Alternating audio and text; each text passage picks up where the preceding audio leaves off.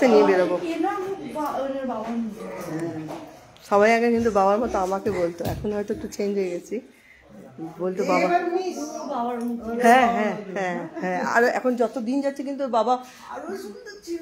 বাবার মতো হয়ে যাচ্ছে, জিতের মতো। তো আগের লাইফটা আমার না ডিলিট হয়ে গেছে, আমি নিজের হাতেই ডিলিট করে দিয়েছি।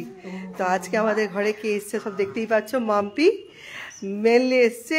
মাম্পি মায়ের সঙ্গে দেখা করতে, আমাদের মায়ের ফেভারিট মাম্পি, আমাদের ফেভারিট, সবার ফেভারিট মাম্পি। আর মাম্পির ফেভারিট হচ্ছে নানি, নানি বানিয়ে নিয়েছে আমার মাকে পুরো, বলে আমার নিজের নানি।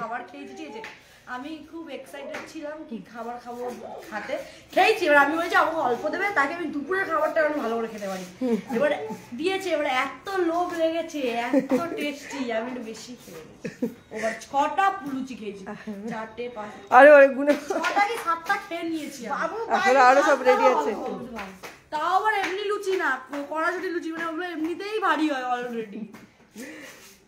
যারা কাজ আছে এখন, ডাইজেস্ট হতে টাইম লাগবে। আর আমার মায়ের অপারেশন হয়েছে 17 দিন, কেউ বলবে?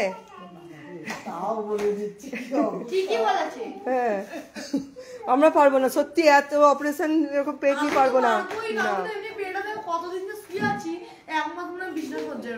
আর বেডে শুয়ে কি বলছে জানো, যেদিনকে অপারেশন হয়েছে প্রথম তো রেগেছিল, 15 মিনিট দেরি গেছি বলে, বলছে ফ্রিজে মাছটা ছিল, খেয়েছে কেউ?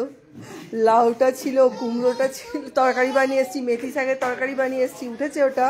আরে মা তুমি পারবে কিছু? হ্যাঁ আমার মেয়ে ভর্তি, দশের রান্না,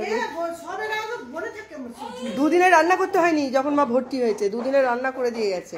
সকালবেলা উঠে গেছে, ভোরবেলা রান্না করে দিয়ে গেছে।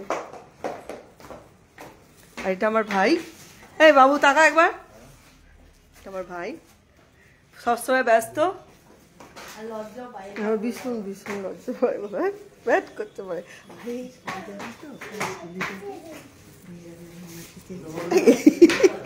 আরে আমার বন্ধুগুলো, এর তোর ভাইয়ের সঙ্গে আবার একটু কথা বলিয়ে দিলাম, তোর খুব লজ্জা। ভাই বলতো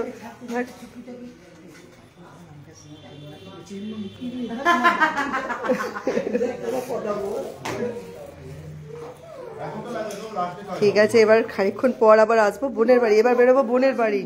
শাড়িটা নিয়ে বেরিয়ে গেছে, শাড়িটা নিয়ে বেরোবো, হয়ে গেছে। তো চলো আমি ওখানে রেডি করি, শাড়িটা আবার কেউ না তো নিয়ে যাবে। হ্যাঁ ঠিক আছে।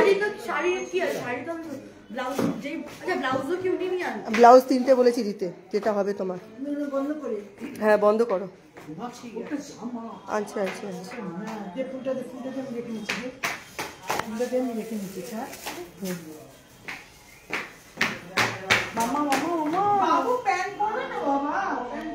ও